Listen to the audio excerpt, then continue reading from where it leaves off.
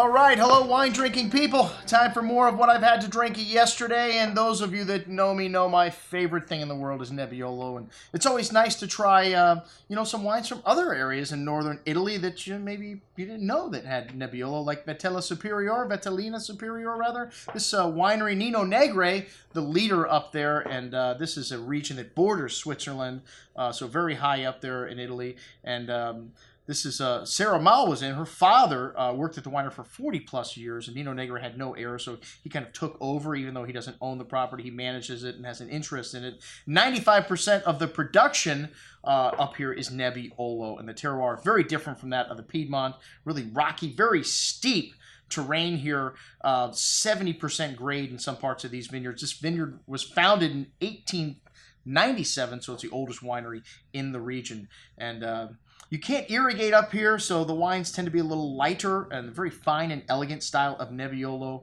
and they have more than 1,000 years of history growing this varietal here. So they've got a particular clone there, and well, they do say that they've been growing Nebbiolo longer than Barolo and Barbaresco, but hey, who's going to argue about that? Both make very good wines. The first one, the Quadrio, has got a little bit of Merlot in the blend here, and this wine is named after a 15th century castle. It's got a nice amount of red cherry and plum fruit here, hints of flowers and spice. Very pretty wine on the nose.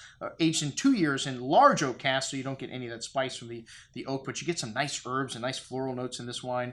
And they also have a co-op label here. That's not what we had today. We had all their estate juice, and they make about 300,000 bottles total production. Anyways, back to this Quadrio. This wine's a light and refreshing red, and a nice spice and floral notes, and a very pleasant finish to this wine. A very good little wine at $21. Then the Inferno is up next, and this is, means hell, so obviously it's very hot in this vineyard, and you've got a big difference between day and nighttime temperatures. The daytime temperatures reach 120 degrees in the height of the summer, and the night down to the 50s and 60s. One of the things you need to make high quality wine, that big difference in day and nighttime temperature. This wine also sees large oak cask for 2 years, all French oak though, and this wine's got a good amount of that herb and exotic spice and floral note that you get from that Nebbiolo varietal, red cherry fruit, some fresh plowed earth, and some different minerality than the Piedmont, but you still get a lot of minerality in these wines because of the soils here, and the fact that when you have steep soils like this and poor soils, the vines tend to go down very deep and get that minerality out of the soil. Smooth and silky texture on the tongue with layers of that mineral and spice through the finish. Some tannins coming in here at the end. This 2009 has nice balance,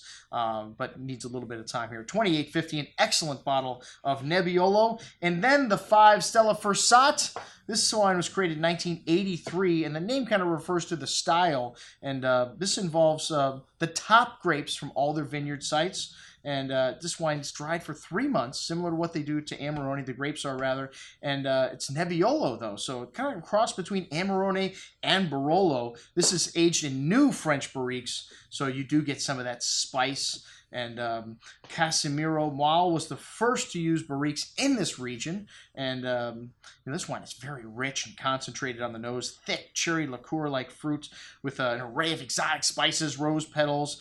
They use twice the amount of fruit to make this wine because of the drying process, so a very labor-intensive wine. They make about 35,000 bottles only in great vintages, though. They don't make this wine every year. On the tongue, this wine has got a smooth and silky texture. When you dry those grapes, it does something to the tannins. It makes the wine more approachable. A load of cherry liqueur-like fruit, exotic spices, dried floral notes, a long zesty finish. This wine does have some tannins, but is nicely balanced. Most excellent juice. It's $72. It's expensive, but for a wine of this quality, outstanding. All right, that's what we had to drink with our friends from Nino Negri. I'm your host, Andrew Lampasoni, signing off for the Wine Watch, saying remember, always drink the good stuff first.